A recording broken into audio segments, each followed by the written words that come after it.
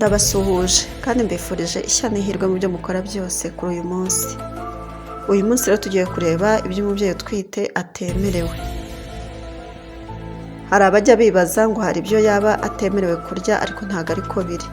Mu busanzwe umubyeyi utwite agomba kurya amoko atatu yose tuzi, ariyo ibitera imbaraga, ibyubaka umubiri hamwe n'ibirinda indwara. Mbere gato rero y'uko mvuga ku bintu yaba atemerewe, nsobanure aya moko atatu y'ibiribwa umubyeyi utwite atagomba kubura. Duhere ku bitera imbaraga. Ibiryo bitera imbaraga ahangaha dusangamo ibinyamafufu, ari by'ibijumba, ibirayi, imyumbati, amateke n'ibindi.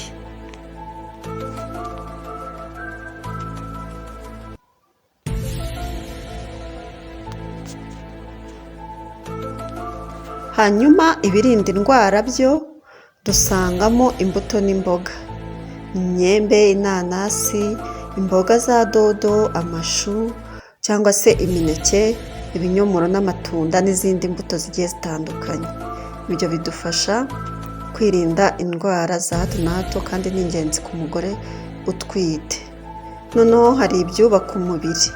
Ibyubaka umubiri ni ibinyamisogwe, aho dusangamo n'inyama, amagi, ibishyimbo, ibintu nk'ibyo. Ibi rero byose umugore utwite aba agomba kubifata bikaboneka ku ifunguro rye rya buri munsi.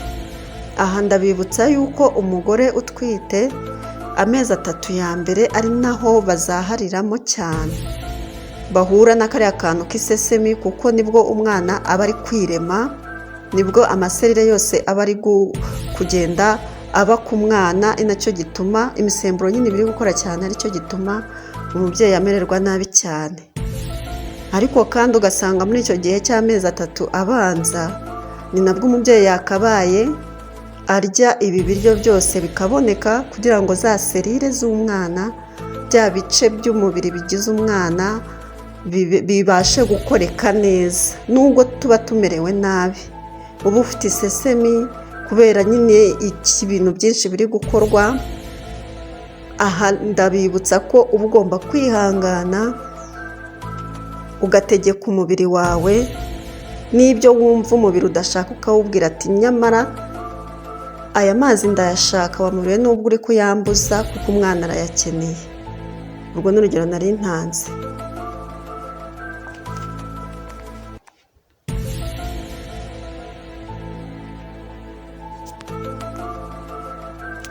Iki gihe cy'amezi 3 ya mbere ndashishikariza umudamu wese unteze amatwi, nubwo yaba yararangije kubyara ashobora gusharinga kuri mugenzi we ukibyara, yuko aya mezi 3 tugomba gufatamo buriya bwoko butatu bw'ibiryo kandi ku rugero rukwiriye, kuko ari bwo ibice bigize umwana biba biri kwirema nubwo umubiri uba umeze nabi.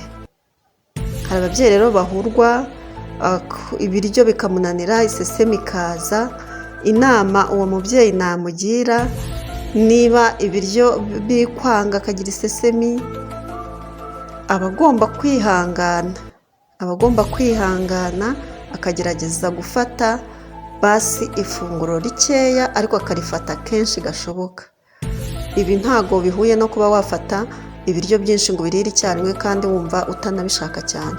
Gerageza muri bya bindi, niba udashaka ibirayi yenda ufate ibijumba, kandi unabifata ufate duke ariko buri kanya, mu buryo nyine bwo kugira ngo ubashe kubishyira mu mubiri cyangwa se ubashe kubirya bitakugoye cyane.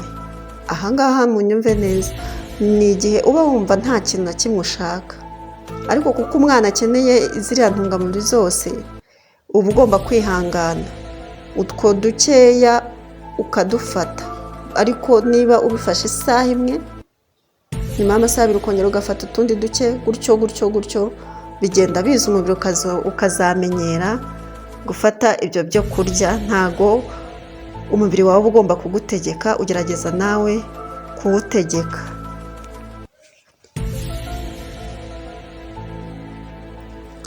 Ku bijyanye rero n'ibyo umubyeyi utwite atemerewe, mu biribwa urebye ntabyo pe, kuko uba ugomba gufata kuri ariya moko atatu nk'uko nabibabwiye hejuru. Ahubwo ibintu umubyeyi utwite atemerewe harimo inzoga nka alukoro nyine, hakabamo ikawa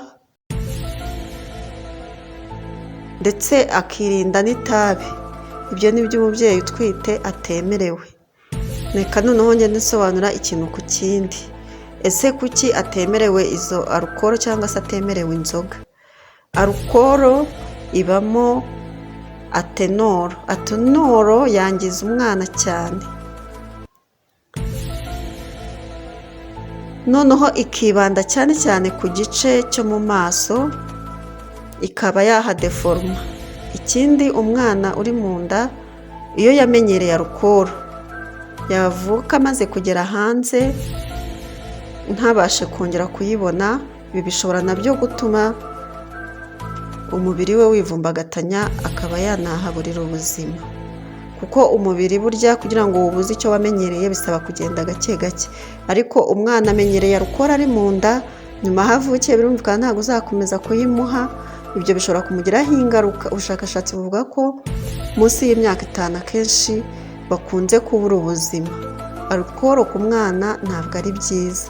Noneho batanga n'inama ku mubyeyi usanzwe unywa inzoga, mu buryo bwo kugira ngo arinde uwo mwana atwite. Bamubwira ko agomba kugenda agabanya gake. Niba yanywaga amacupa 5 akaba yagerageza akanywa 3, gutyo gutyo alukoro ikagenda igabanuka muri we, ariko ntabwo wamubwira ngo ahite ayireka ako kanya.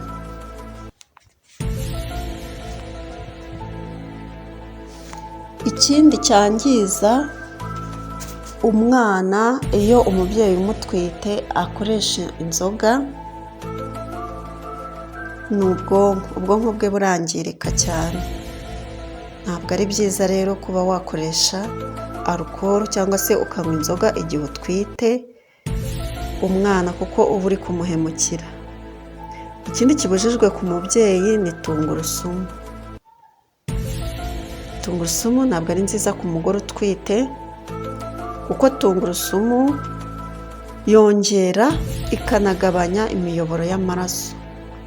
Icyo gihe rero uko kongera no kugabanya ntabwo ari byiza ku mugore utwite. Bishobora kuba byatera ikibazo ku mwana atwite, ugasanga inda ivuyemo.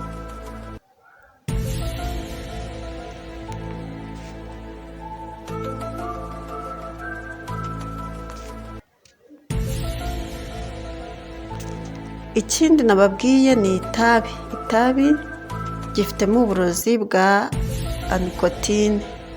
Itabi ryangiza ibihaha by'umwana ndetse n'iby'umubyeyi, cyane ko ibihaha by'umwana biba bitari byanagakomera. Ugasanga rero umwana avukanye ibibazo mu myanya y'ubuhumekero.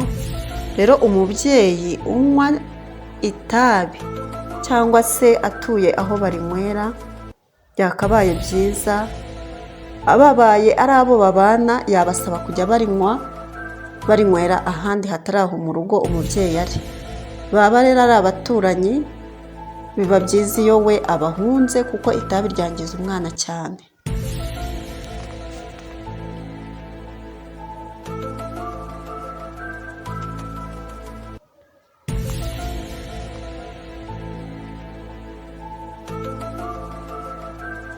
Mwakoze kubana natwe rero, twarimo tuvuga ku bintu umubyeyi yaba atemerewe.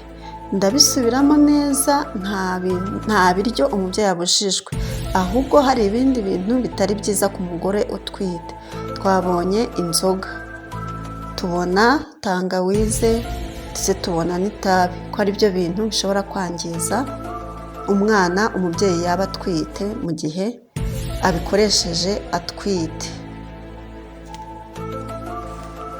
Tubona kandi ko igihe cy'amezi 3, ibyumweru 12 bya mbere, niho umwana aba ari kwirema ibice bigiye bitandukanye. Nubwo umubyeyi aba amerewe nabi, yumva nta kintu ashaka, afite iseseme, turagirwa inama y'uko aribwo twakihangana tugafata izi ntungamubiri zose, ibi biryo byose tukabifata uko bikwiriye, mu rwego rwo kugira ngo umwana atazagira ikibazo ku bice bimugize kubera ko yabuze intungamubiri zinize. Mwakoze kubana natwe, mwakibuka gukora subscribe, share ndetse na like na comment.